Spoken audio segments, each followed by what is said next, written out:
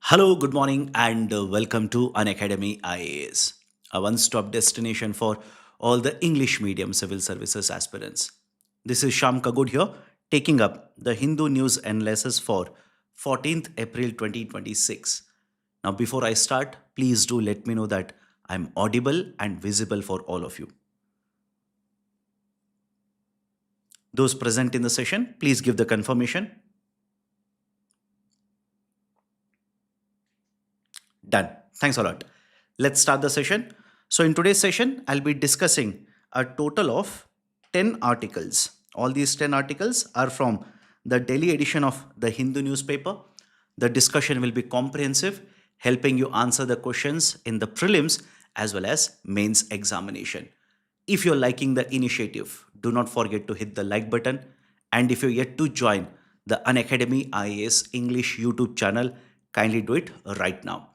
Before I start, here are certain important announcements. The first one, if you want to enroll into the classes conducted by Unacademy IAS English batch or English team, right now the course price is 22,999. Once you enroll, you will get access to the live as well as recorded classes, prelims as well as mains test series, reading material, and access to the current affairs program by the name of Unacademy's Current Affairs Navigator. Use the code IAS English, and those interested in enrolling, check out the details by clicking on the link provided in the description below.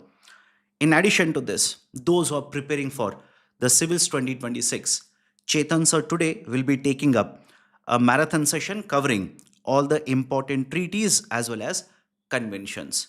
The session will be held live on the Unacademy IAS English YouTube channel, and it will start from 6 p.m. And also those who are preparing, I know a lot of you find Indian economy very difficult, and you're finding a paucity of time in terms of revising this particular subject. To help you out, I've launched an initiative where 30 days every day at 7 p.m. I'm uploading a revision shorts.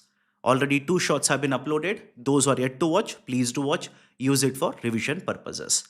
Now let me start the discussion. The first important article, a full page article in the text and context page has been provided in discussing the rise in the middle class vulnerability. What are the important points? Let's understand. And while I'm discussing, you don't have to write down the points.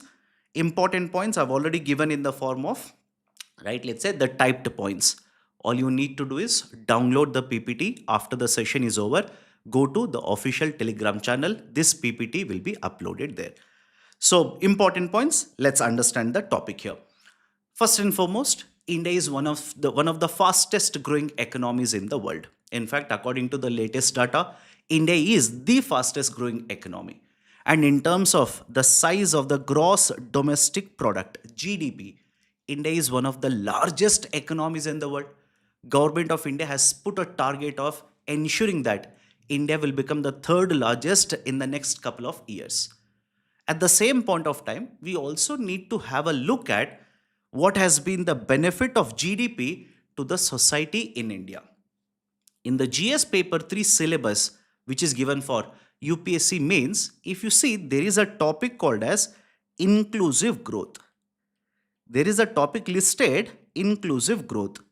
In a nutshell, what is being discussed in the article is about inclusive growth itself. Inclusive growth, according to the World Bank's definition, talks about pro-poor growth. It is about pro-poor growth. Or else, one more definition for inclusive growth. I'll start using the short form now, IG.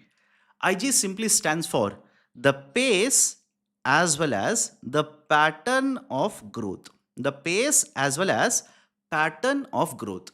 That is, you need to focus on achieving higher GDP growth rate, but at the same point of time, you also need to ensure the benefits of the growth are reaching to every section of the society. What do I mean by that? Rise in GDP corresponds to the rise in the incomes generated by the people in the society.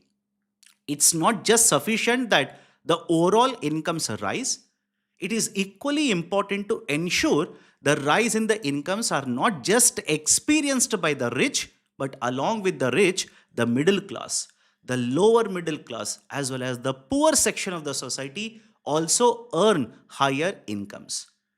So, when you talk about inclusive growth, one of the very important features to say that yes, we are achieving inclusive growth is a reduction in poverty. Is the reduction in poverty.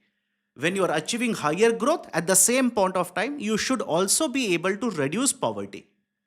And in the context of poverty, World Bank, World Bank very often talks about the extreme poverty. Please make a note of all of these particular points.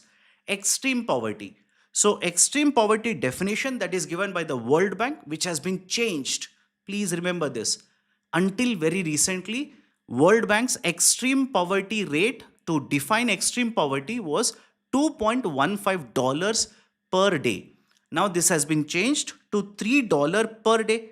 Extreme poverty for overall the world, it is $3 per day. For lower middle income, it is $4.2 per day. And upper middle income, it is $8.3 per day. And what do you mean by lower middle income, upper middle income? According to the definition given by the World Bank, the countries are generally divided into lower middle, upper middle income countries, etc. So when you apply these particular numbers to India, no doubt the extreme poverty in India has decreased. Simple, extreme poverty in India has been decreasing. Have a look at the data. I've taken this data from the PIB publications. The extreme poverty back in the year 2011 and 12 was 16.2%. And if you take the latest numbers and apply it for 2022 and 23, it is just 2.3% in India. And not just this, the gap in terms of extreme poverty that was existing between urban as well as rural India. Earlier, it was very huge. The gap between both of them was very huge. Now the gap has reduced. The gap has narrowed, which means the reduction in the extreme poverty is not just experienced in urban centers, it is also experienced in rural part of India. These are certain factual data points. But at the same point of time, now we need to look at another aspect of the discussion. The other aspect is done. The extreme poverty has gone down. But has the situation of the people improved? Has the situation improved? Are the people able to have very good quality or the standard of living after coming out of poverty? Or they are barely able to sustain this level? They are out of poverty, but this standard of living is very, very poor. These are the questions that we need to discuss, and the latest surveys or latest reports which have been published by World Bank, they also have started discussing this issue. Rather than focusing on only the reduction in the poverty, we need to focus on once the population is out of poverty, has their standard of living improved?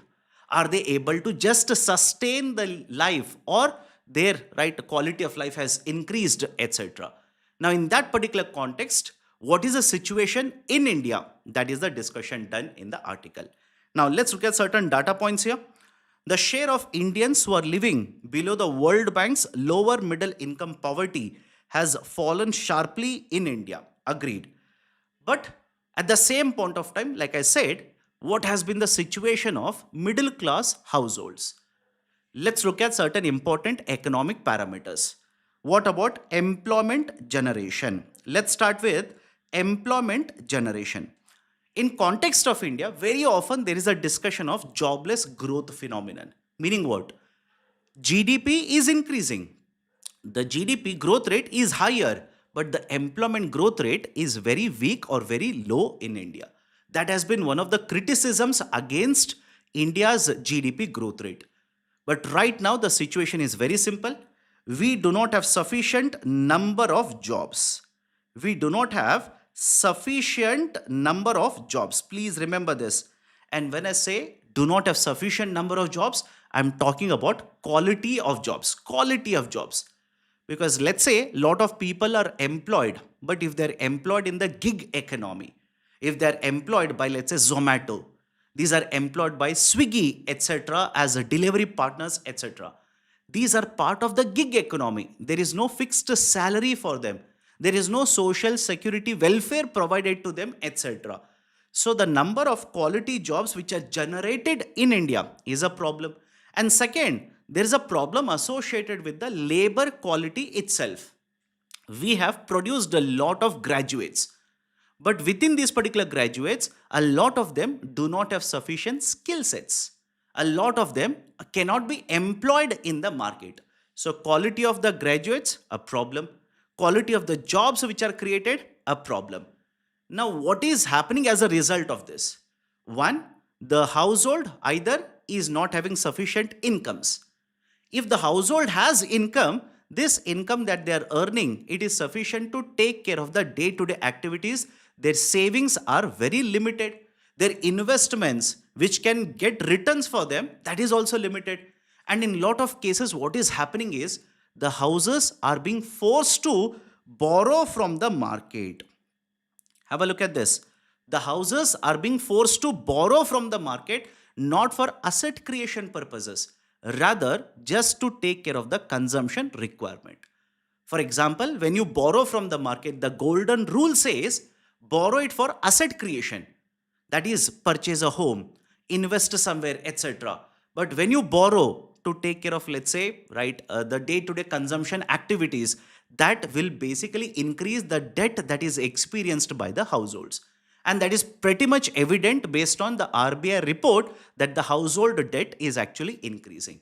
As a result of this, the overall savings in the economy are also hurt. Now, in addition to this, have a look at the other problems. The other problems is the manufacturing sector. Manufacturing sector is supposed to generate lot of jobs. Right? In terms of GDP contribution, it is high, but not as high as services sector, but contribution is high. Manufacturing sector is supposed to absorb lot of workers, create good quality jobs. But according to the reports, between 2016 and 2021, this particular sector has actually lost 24 million jobs. Remember, 24 million jobs have perished within the manufacturing sector. So rather than creating jobs, now the loss of jobs is one more concern associated with this particular sector. In addition to this, look at the inequality that is increasing. On one side, households, not sufficient jobs, right? Not able to earn sufficient amount of money, unable to take care of the day-to-day activities. They are borrowing, the debt of the households is increasing. But we are saying GDP is increasing. What does it actually mean? It actually means the people who already have huge amounts of money, such as billionaires. These billionaires and millionaires, they are increasingly earning more amount of income that is generated in India. According to the data, 271 billionaires now hold wealth, which is equivalent to 1/4 of total India's national income. And the top 1% alone are earning 22% of the total national income. There is huge amount of wealth inequality. There is a huge amount of income inequality, right? The youth unemployment is around 45%. The overall unemployment rate amongst the graduates who have a graduation degree is 29%. The household balance sheets have faced a lot of problem. They have borrowed more amount of money. As a result of this, their finances are in a disarray. The debt of the households has increased. The savings of the households have been hurt. What is the implication? What is the inference of all of it? This is a data point, but what you need to understand, simple. On one side, India's extreme poverty rates have gone down. India's GDP growth rate has increased. India's GDP has increased. But at the same point of time, the impact of all of these have not been as expected. Simple, the impact or the outcome is not along the expected lines. To prove that, you can quote all of this particular data. Employment, poverty, or for that matter, right, let's say the debt of the households, etc., etc. And what will happen as a result of all of this? If sufficient number of jobs are not available, lot of people will move into agriculture sector. And that is exactly the situation in India right now. The agriculture sector accounts for 46% of the total workforce in India. 46%. whereas it contributes around 18% of the GDP. Too much of concentration of employees, or let's say workers, in the agriculture sector, and that will not lead to higher production. It is not going to lead to higher productivity as well. So these are some of the issues associated with situation of GDP, employment and poverty in India. Is everybody okay? Please do let me know. Is everybody okay with the discussion here? Now, let's solve an MCQ. I will give you a question to practice mains answer writing and one MCQ. Which of the following reports are published by World Bank? This is a question for all of you. Please solve the question very quickly and tell me. Poverty and Shared Prosperity, World Development Report, Logistics Performance Index, World Economic Outlook. Right, which is the right option? Quickly, please tell me which is the right option very quickly. And mind you, generally UPSC has the habit of asking one question on reports. Poverty and Shared Prosperity, yes, it is published by the World Bank. World Development Report, it is also published by World Bank. LPI is also published by World Bank. The World Economic Outlook is published by IMF, International Monetary Fund. So the right option for the question here is option C, 1, 2 and 3. Now, here is a question for you to practice descriptive answer writing. The policy challenge now is not only to sustain growth, but to restore the link between growth and upward social mobility. That is, you are promoting growth, you are achieving growth. But the challenge is not just promoting growth, it is to ensure that with higher growth, people in India, people in the society will move out of poverty and remain out of poverty with good standard or the quality of living. Right, so that is the question for you to practice descriptive answer writing. Please attempt it. Next one, Hungary for change. Elections were conducted, parliamentary elections were conducted in the country Hungary, and there is a very important outcome. The outcome is the incumbent, right? That is Prime Minister Viktor Orban. Right, Viktor Orban has been defeated by Peter Mazar. Peter Mazar. Right, and what is the importance of this election? Listen to me carefully. Viktor Orban has been the Prime Minister for the last 16 plus years. And this particular Prime Minister has been having very good cordial relations on one side with Russia and on the other side with USA, United States of America. He has even conducted multiple state trips, right, and met Mr. Donald Trump, has very good cordial relations. Mr. Donald Trump even supported Viktor Orban in the elections. The Vice President visited Hungary, gave a speech, and basically stated that they support Mr. Viktor Orban in this Prime Minister election or in this parliamentary elections. But why is this victory over the incumbent is important? Listen to me carefully.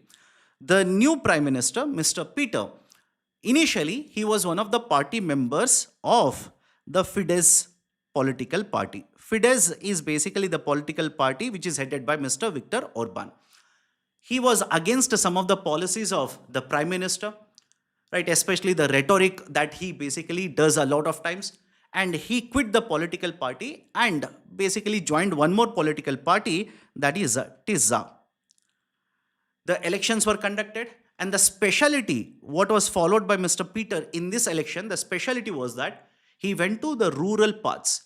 He first went to the rural parts, right, conducted a lot of rallies and gave a lot of, let's say, statements which were in contrast with the current practices which are followed by Mr. Viktor Orban. Mr. Viktor Orban basically practices a type of, right, let's say the political, the illiberal democracy. He uses the term illiberal democracy. He used it back in the year 2014, and since then he has been using this particular practice. Illiberal democracy basically refers to a practice wherein elections are conducted. Democratically, elections are conducted. But over a period of time, the policies which have been implemented by the incumbent reduces the powers, reduces the rights of other stakeholders in the democracy. What do I mean by that? You take judiciary. The age restriction, or let's say the retirement age in the judiciary for the judges, was reduced by the Prime Minister by amending the constitution. And when you reduce the age, essentially the incumbent, right, let's say the justices or the judges, they will retire very soon.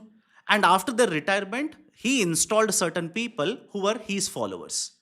And this is just one example. The same practice of illiberal democracy was followed in case of, let's say, the media as well, and in many other right institutions as well.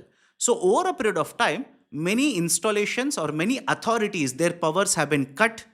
Although democracy is followed or democratically elections are held, but the powers of the stakeholders have been contained.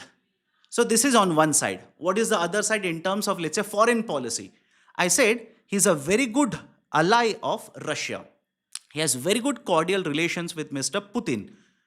Although the European Union countries, they stopped buying the, right, let's say the fuel supplies or energy supplies from Russia after Russia attacked Ukraine, this particular country, Hungary, has continued to purchase the fuel.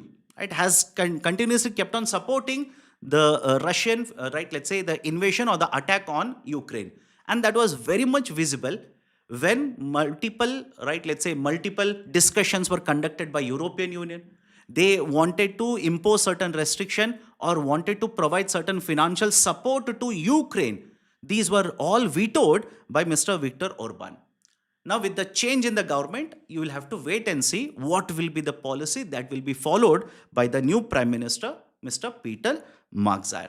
Done? So, these are the important points.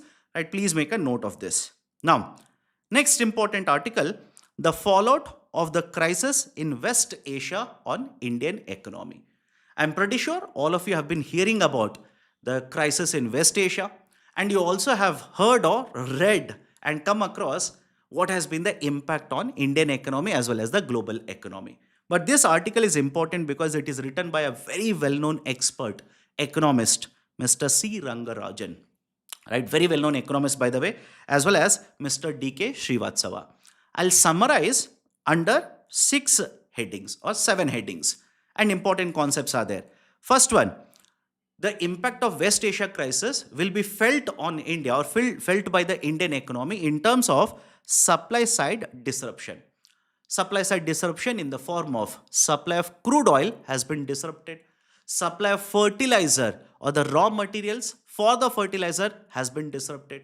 And as a result of that, we have already seen the impact of that in India. The crude oil prices in the international market has gone up. India imports a huge amount of crude oil. Generally, you will come across the data that India is around 80% or 85% import dependent.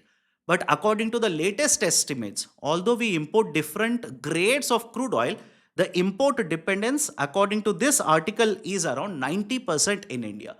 So when the crude oil prices increase in the global market, the import cost will increase and that will hurt the domestic market. And once the import cost is increasing, it's not just that only the petrol, diesel prices will increase. There will be a spillover effect as well. Spillover effect. What do I mean by that? Petrol and diesel is used for transportation purposes.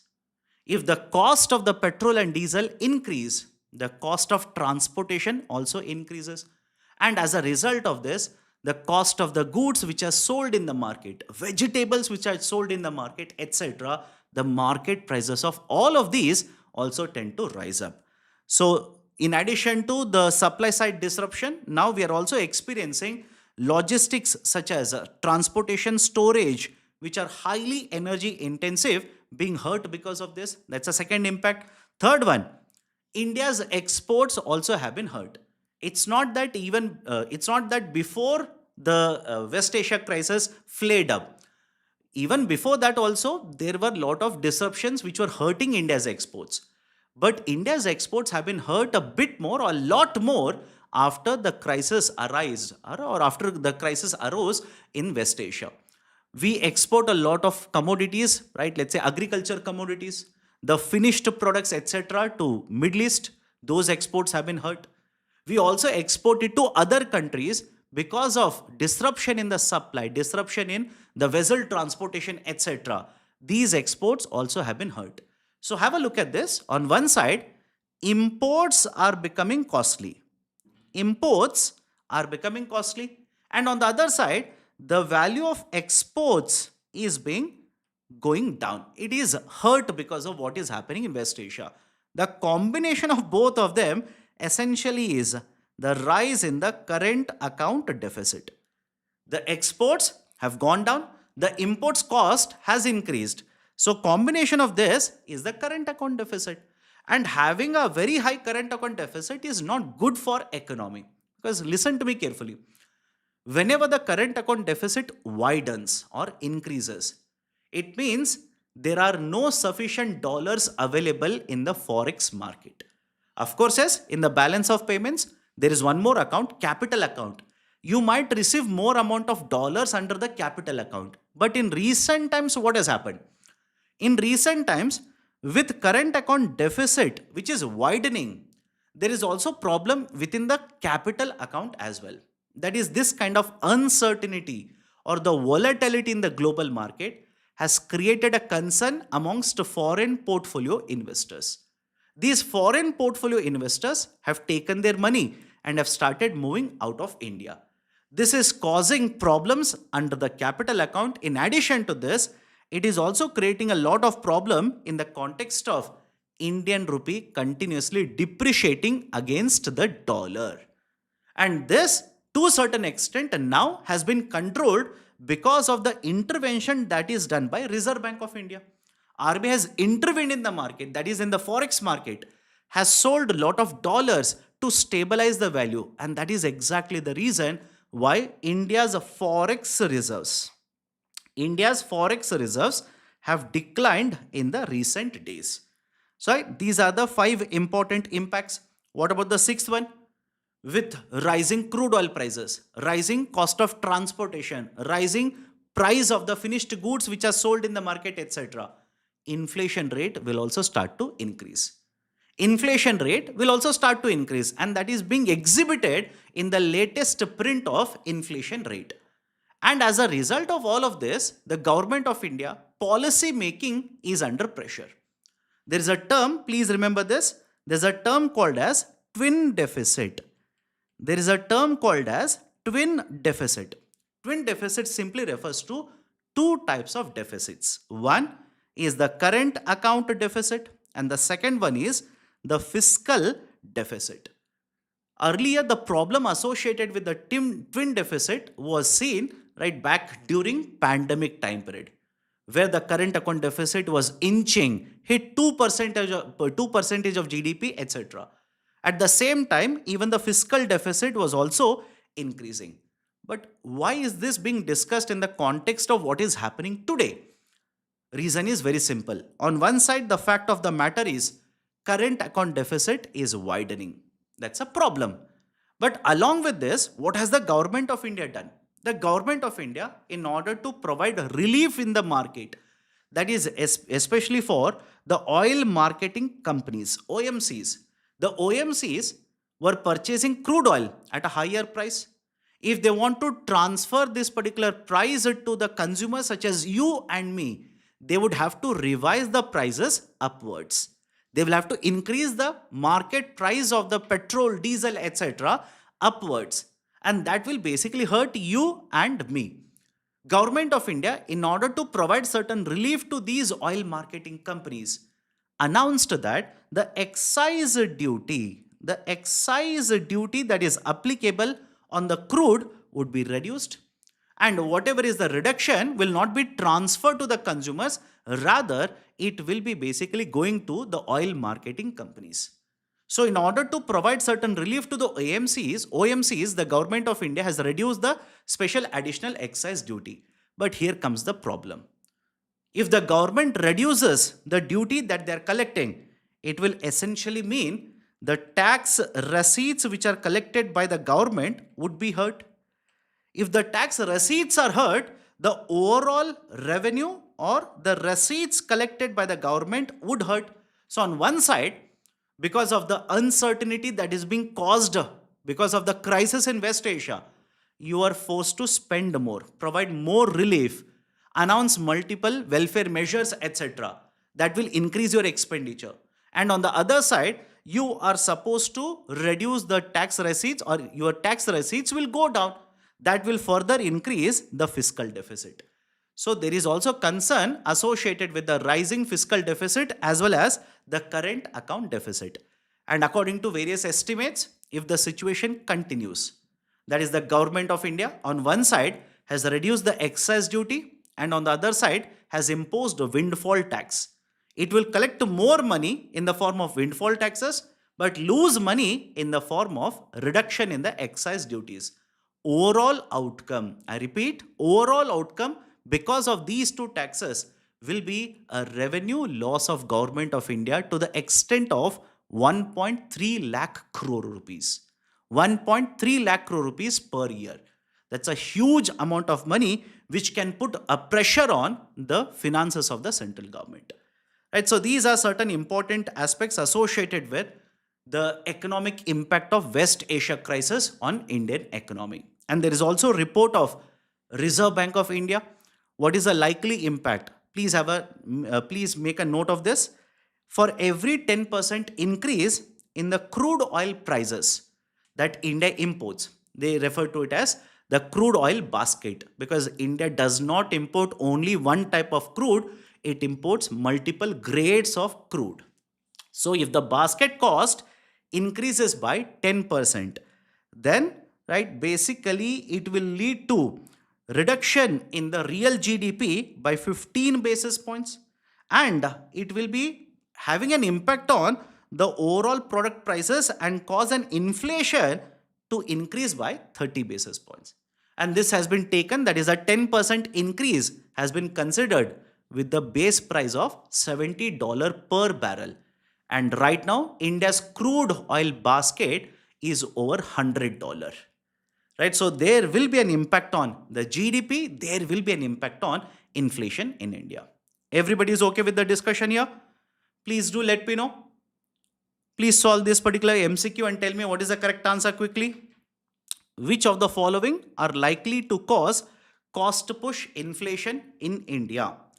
RBI lowering interest rates, West Asia crisis, government reducing the taxes applicable on products. Which of the following is likely to cause, right, the cost push inflation? What is the correct answer? Why nobody is answering? What is the correct answer?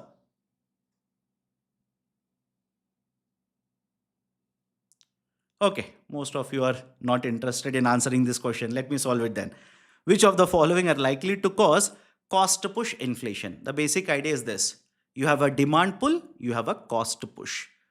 Demand pull is caused whenever there is a higher aggregate demand in the market. And the cost push is caused whenever the supply side factors will contribute to inflation in the market. RBI lowering interest rates. A lot of you are saying option C. Option C. Okay, let's solve it.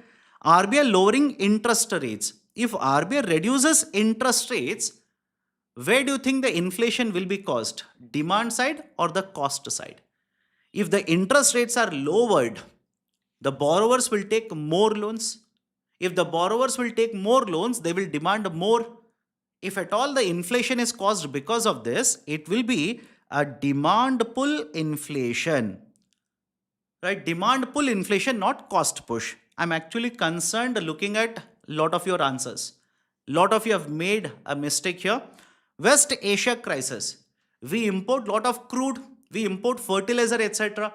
If there is a crisis in West Asia, the disruption is caused, crude oil prices will go up, import cost will increase, cost of transportation will increase. It's a supply side.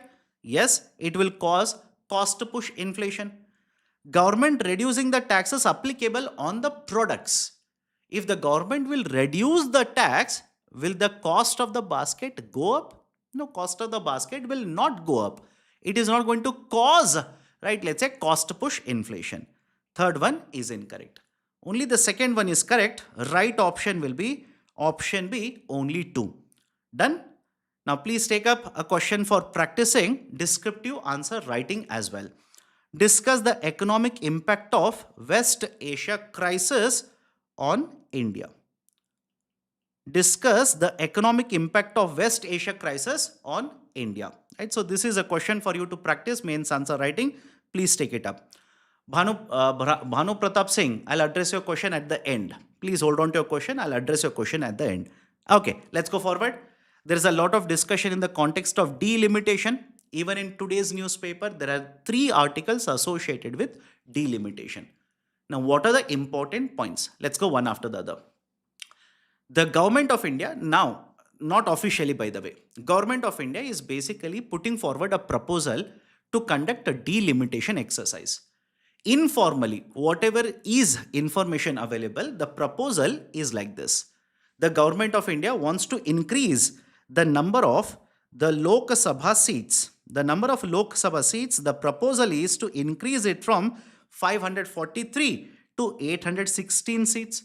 Along with this, the government of India officially now from 16th to 18th, they want to conduct or extend the budget session, and they want to introduce and get the women's reservation bill passed, which will basically provide 1/3 of the seats for women, reserve 1/3 of the seats for women. Now, in the context of delimitation, what are the important points mentioned? There are 2 important articles of Constitution. Please remember this. Article 81, Article 82. Article 81 of Indian Constitution basically talks about the maximum number of seats in the Lok Sabha. Right? What is the maximum number of seats in the Lok Sabha? It basically mandates that the maximum number of seats in the Lok Sabha shall be 250. 250, that is the limit. And Article 82, basically it talks about reorganization exercise. Right? Reorganization exercise, that is delimitation. Argument is, once a census, population census is conducted, automatically Article 81 and Article 82 will come into picture. And once the census is conducted, a delimitation, right, let's say a committee has to be set up, and they will basically take what is the present population according to the latest census. What is the population in each of the states? According to that, they will basically redraw the constituencies. So this is basically the discussion that is happening. Now, the concern is that some of the states are worried. Some of the states are worried that the government of India, it has put forward a proposal to use the population census of 2011. Not the one which is being conducted now. The government unofficially, all of this is unofficial by the way, right? The government basically has put forward a proposal which has been discussed with many other political parties. They want to use the population census of 2011. Right? The concern is not the 2011, but the government should be using the population census which is being conducted right now. That has been the demand from the side of the Congress. In addition to this, the demand, one more demand has been that why are we waiting for the reservation to be provided for women in the Lok Sabha? Why are we waiting? The bill has been has been discussed multiple times now. Why not? Right? In fact, the demand was why not the reservation be provided in the 2024 Lok Sabha elections itself? And if the government of India wants to implement this 1/3 reservation or 1/3 seat reservation for women, then it should be done with the 550 maximum number that is allowed right now, not after expanding it to 816. These are some of the demands from other political parties. But the article basically discusses 2 important things. One from this article and the other from the first article.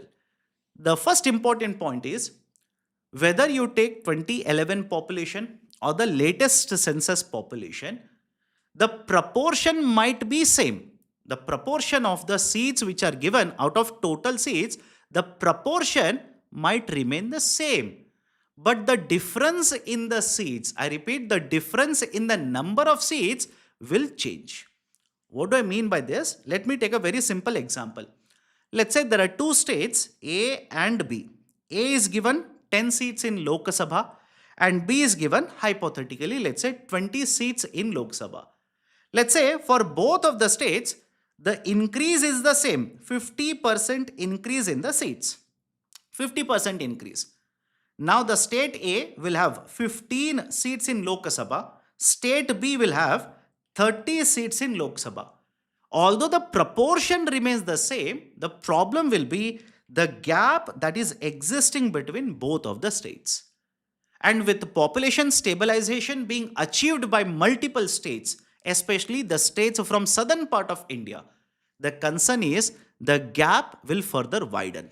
And that is the reason there is one demand that we should not be changing anything associated with the delimitation right now. Whatever is the present proportion, whatever is the number of seats, etc., we should continue the same for the next 30 years. That has been one demand. Whether the government will accept this or not, you will have to wait and see. Another discussion that has been happening is regarding a hybrid formula that has been recommended by the Telangana Chief Minister. Hybrid formula.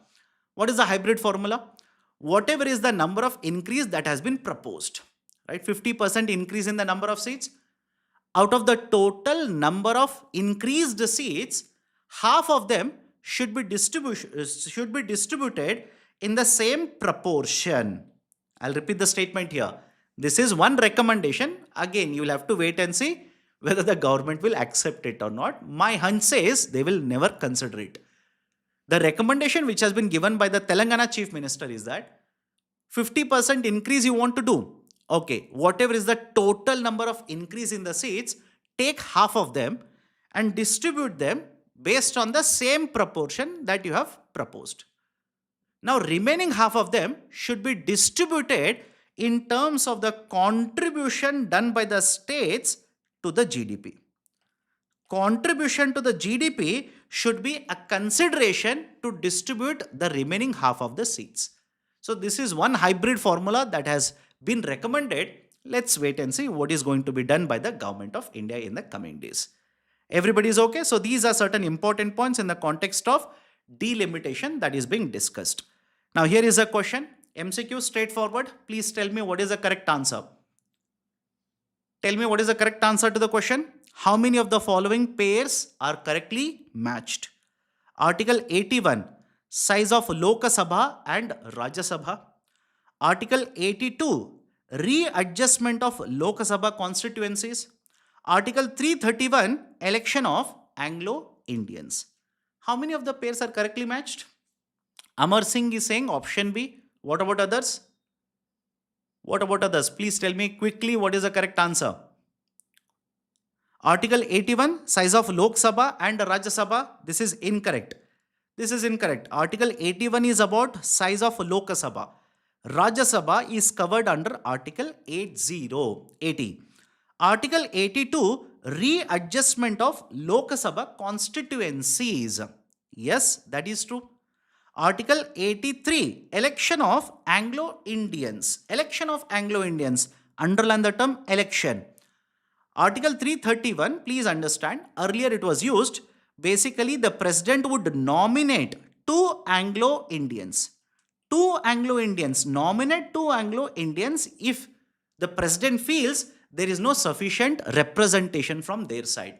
But this amendment has been done, or this has been amended, and through that it has been abolished. This has been abolished through 104th Constitutional Amendment Act 2019. Right, so moreover, Article 331 talks about nomination, not election. Right, third one is incorrect.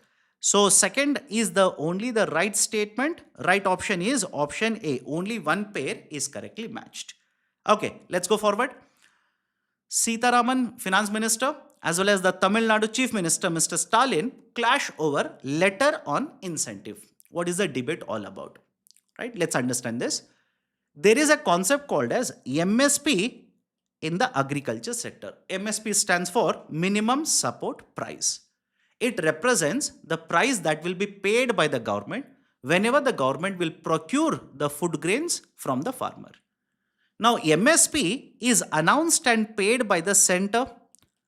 In addition to this, there is also a bonus. There is a term called as bonus, which is announced and paid by the state. So far, everything is clear. MSP is paid by the center, right? The bonus is paid by the state. The problem has been that When the states announce a higher bonus, certain states which will announce a higher bonus, the farmers will be more interested in cultivating of that crop. For example, generally, the cereals such as paddy and wheat, such as paddy and wheat, the farmers generally are more interested in cultivation of this because government procures a lot of it. In addition to this, one more incentive for them to cultivate more of this is the bonus announced by the states. Now, the problem is that if more and more land is used for the cultivation of paddy and wheat, the cultivation for the land that is available for cultivation for other crops will be much lower. For example, oil seeds, pulses, etc. And in case of India, on one side, we produce a lot of paddy and wheat, we export it. And on the other hand, we import a lot of oil seeds, we import a lot of pulses. In order to correct this, the government has basically sent a letter. And the government simply says this letter was sent to all the states, not targeting any state. It was sent to all the states, asking them to review. Right? I'm telling you both the sides of the coin. The government of India says we did not direct the states, we simply asked them to review the policy. Right? What was the policy? The policy was essentially you pay a lot of bonus and that is creating imbalances in the market. So, can you review this particular policy of announcing bonus, especially for the cereals? And on the other side, the state government, Tamil Nadu Chief Minister alleges that the center has not asked the review of the policy. They have directed the states that they should discontinue the bonus.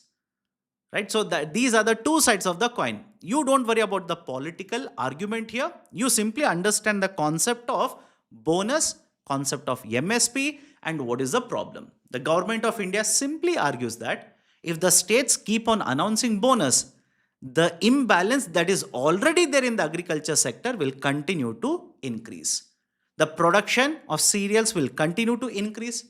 The production of other crops where the government wants to achieve self-reliance, Atmanirbharta, such as pulses, oil seeds, that objective will be hurt. And moreover, there is one more angle to all of this. The angle is the health requirement. In case of India, one of the reasons why we don't consume sufficient quantity of protein is because protein sources such as pulses, the demand is there, but the production is not sufficient. And because the production is not sufficient, always lower, the market prices are always higher. And because the market prices are higher, we do not consume sufficient quantity of proteins, we consume a lot of cereals. So these are some of the arguments in the context of the bonus that is given by the state government to the farmers. Okay, now very quickly, please solve the question here and tell me what is the correct answer.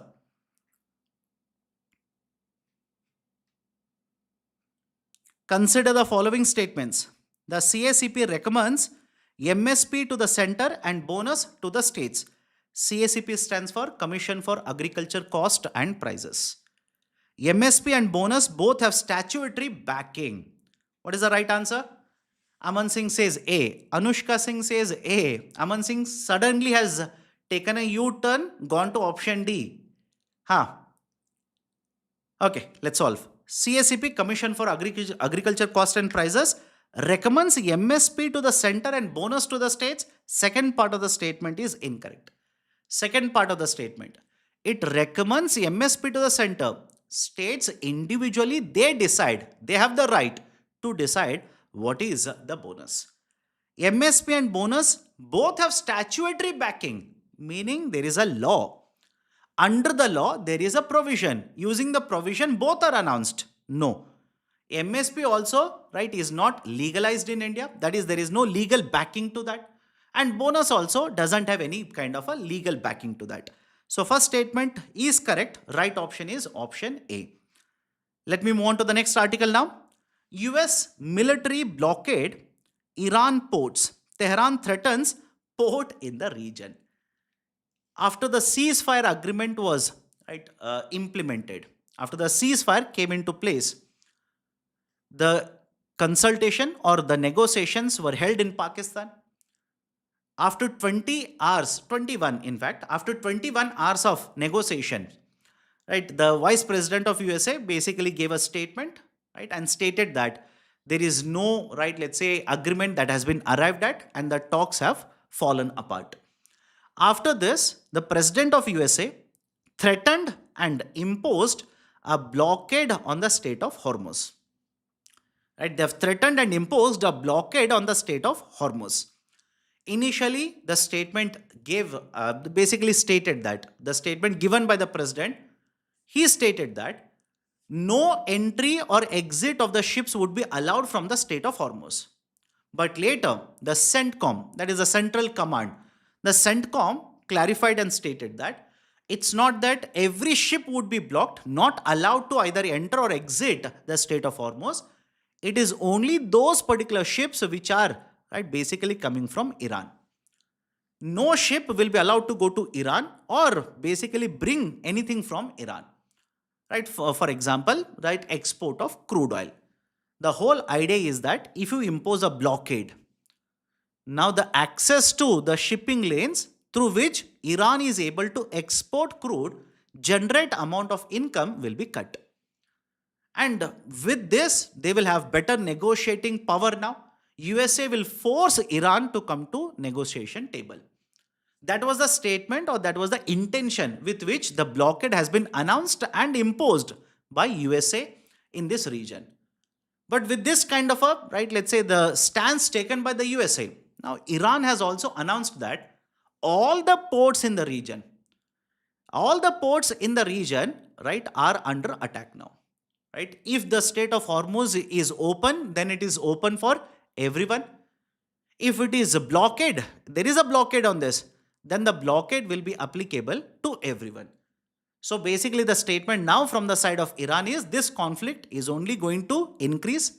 The ceasefire might break down at any point of time, and right, the whole region might fall into, right, let's say the conflict again. So what are the important ports in this particular region? Please make a note of all of this.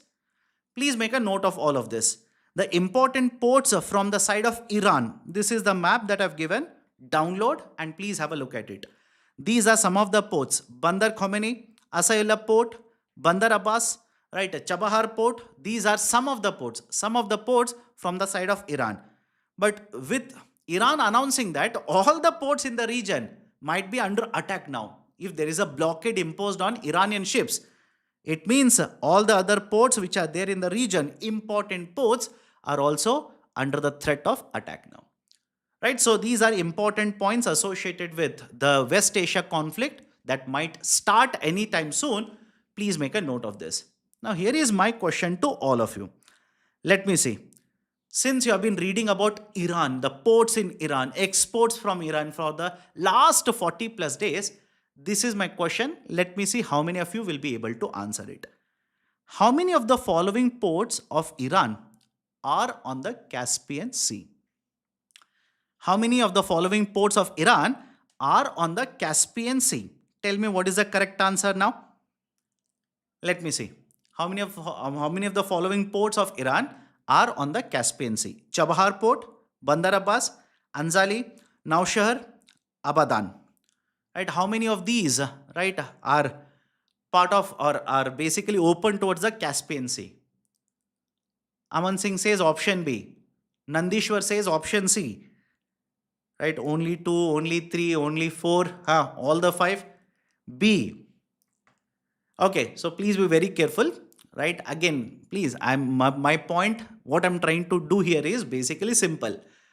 Because Strait of Hormuz is in the news. Because the Strait of Hormuz is in the news, a lot of you will focus only on the ports which are there in the Strait of Hormuz. And rightly so, nothing wrong with that.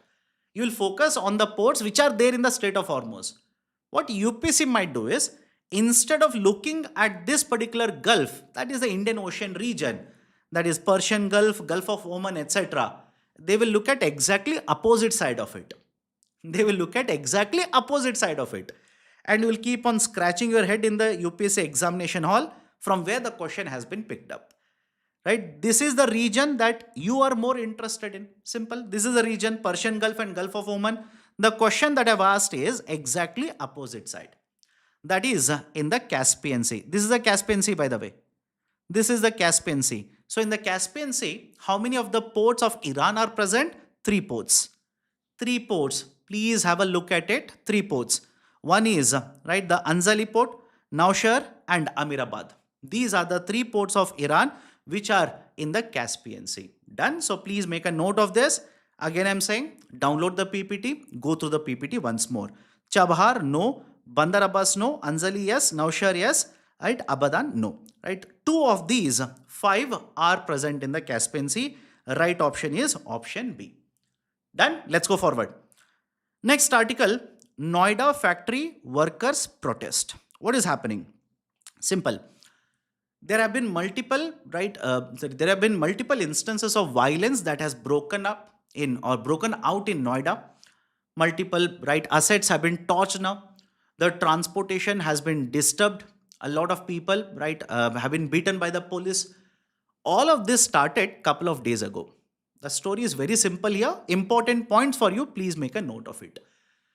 There are right two regions, very important industrial regions. One is basically the Haryana region or region in Haryana on one side, and the other one is Noida, which is present in Uttar Pradesh. And these two, right, let's say places or these regions are very much right involved in lot of economic activity, manufacturing, etc. A lot of economic activity happens. The problem here is very simple. With whatever is happening in West Asia, the whole of population or most of the population, middle class and lower middle class, has been hurt by this. The cost of LPG in the black market, black marketing has increased in the first place. Cost of LPG has increased. Lot of people, right? Again, I'm talking about black marketing of LPG, the cost factor.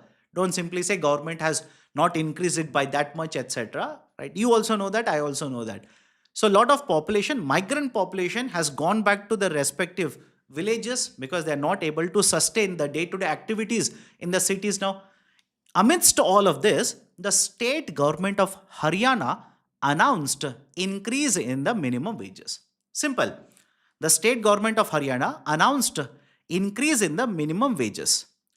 With the increase in the minimum wages, which was announced, 35% increase was announced. Now, suddenly there was right resentment. The workers who are working on the other side, that is in Noida, part of Uttar Pradesh, they basically started raising concerns that our friends, our relatives who are working in Haryana, they are earning much more. Right? They are earning much more than this. And in fact, when you compare between Haryana, right, or let's say the Noida, the parts of Haryana and Delhi, in Delhi, the minimum wages provided are much, much higher, in fact.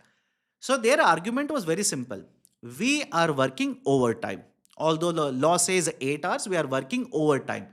Overtime payment is not given to us. Our cost of, right, let's say, living has increased because of whatever is happening in the external market. And the third, on one side, we are working more number of hours, right? Our overtime payment is also not done, right? OT payment is also not given by the employers. And when you compare the payment that is given to us compared to our friends, our relatives who are working in Haryana, now they are earning much, much more than what we are earning.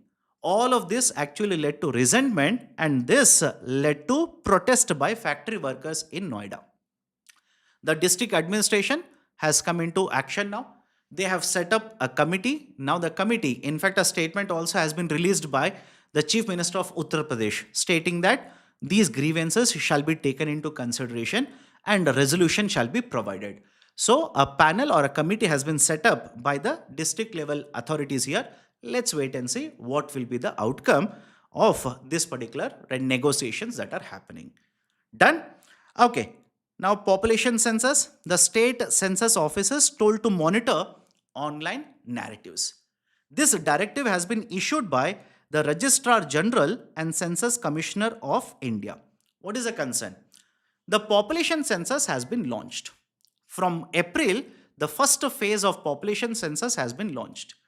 There is a concern that false narratives can be developed or can be generated online. Right? Misinformation can lead to a lot of concerns regarding, right, let's say this particular exercise. For example, if there is a misinformation, it's a false information by the way, let's say there is some tweet that has been put up by somebody who will simply say that the data that is collected through census will be used to, right, let's say, will be used to sell to private sector companies, will be used for, right, let's say, certain security purposes, etc.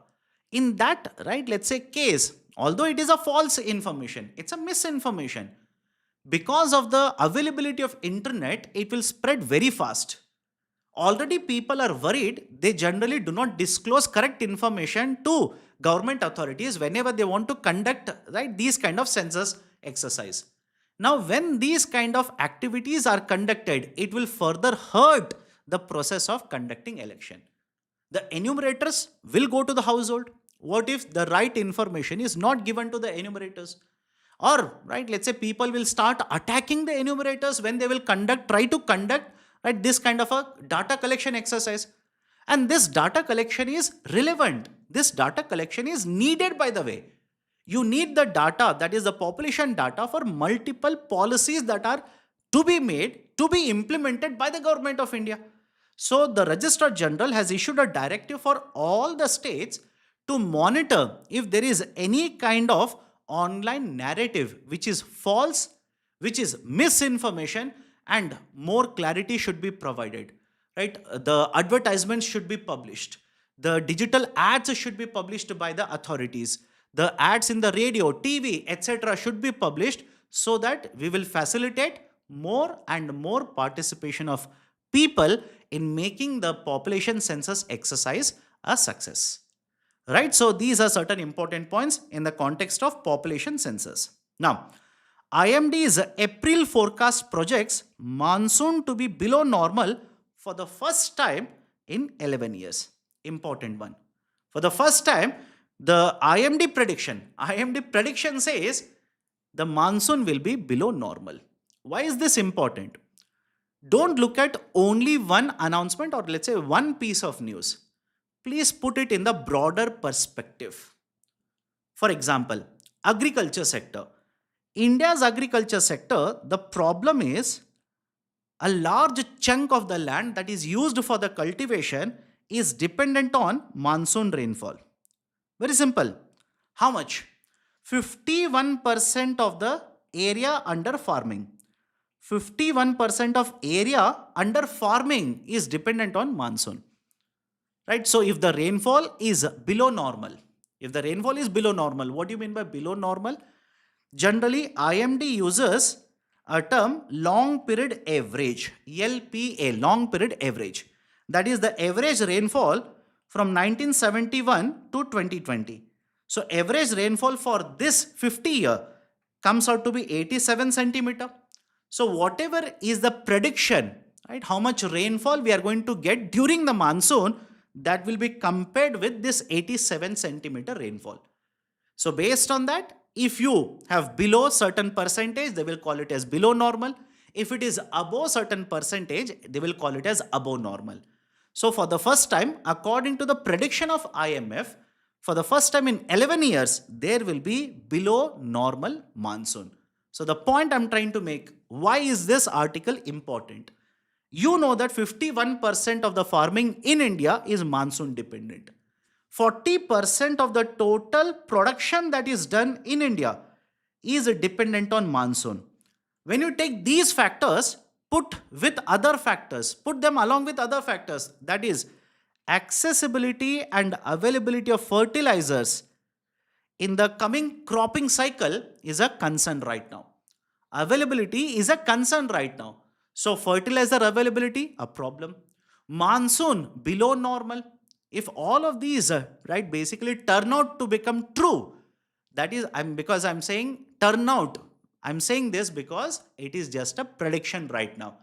And there have been multiple instances in the past where the Indian Meteorological Department has given a prediction, but the prediction has not turned out to be correct. Right? The example for this, back in the year 2023, Back in the year 2023, IMD predicted we will have almost normal monsoon, almost normal. In 2023, the prediction went wrong. We did not have normal, we had below normal monsoon. So the prediction, if it turns out to become the outcome, then the overall agriculture sector might come under pressure. 46% of the working population is in agriculture, that might come under pressure. Food security might be under pressure, etc. So these are some of the very important points. In addition to this, always in the context of India, there is a concern associated with food inflation. There is always a concern associated with food inflation. And if the food production in the upcoming cycle is hurt, food inflation also start to increase. These are certain important points. Now, here is a MCQ. I want you people to give me the correct answer and very quickly. What is the correct answer? Indian Meteorological Department functions under, IMD functions under which ministry? Anushka Singh says option B. Aman Singh says option C. Okay, Anushka Singh has changed the option. But my dear, in the UPSC examination hall, you may not get that particular option. You round off once, very difficult to change the option. Okay, others who are present, please tell me what is the correct answer. Option C? Yes. Ministry of Earth Sciences. Ministry of Earth Sciences is the right option. Okay. Now, Congress party has issued a whip. Okay. Right. Last article for today. Congress party has issued a whip, a 3-line whip. Please focus on this 3-line whip. Yesterday, BJP had issued a 3-line whip, and now the Congress party has issued a 3-line whip. Now, what is the basic idea for whip here? Whip essentially in this context refers to a directive. It refers to a directive that has been issued by a political party. There is also a person called as whip, by the way. Right? So it's a directive which is issued by a political party to the MPs. Right? At the central government, it is MPs. At the state, it will be MLAs. Right? There are 3 types of whips. Please make a note of all of this. 1-line whip, 2-line whip, and 3-line whip. The whip which is there in the newspaper discussion now is a 3-line whip. BJP has issued it. Congress also has issued it. What is the importance of a 3-line whip? It mandates that the MPs must be present in the session. Like I said, there will be a session held from 16th to 18th. 16th to 18th, this session is being held, extended one, in order to take up the women's reservation bill and get it passed. So during this particular session, basically a 3-line whip has been issued by both the major political parties. Attendance mandatory. And when you vote, when the bill is taken up for discussion and voting is done, whatever is the party directive, I repeat, whatever is the party directive, you will have to follow that particular directive. That is, whatever the party has said, either vote in favor, vote in against, whatever is the directive, you will have to follow the directive. Done? Right, so a 3-line whip has been issued by both the major political parties, Congress as well as BJP. So just focus only on that particular point. Nothing else is important. Right, so these are the important points, concepts, as well as the issues that I wanted to discuss from the Delhi edition of Hindu newspaper today. Now, if you have any kind of questions or issues, please ask me. I'll address your questions. Then we can close the session. What if the MPs don't follow? My dear, if you don't follow, let's say a 3-line whip, then anti-defection provisions will come into place. Any doubts? Any doubts? Earlier, there was one student who was asking, that they have a question. No doubts? Okay then, that's it from my side. If you have liked the session, do not forget to hit the like button. If you are yet to join Unacademy IS English YouTube channel, kindly do it right now. Thank you. Have a great day. See you tomorrow sharp at 10 a.m.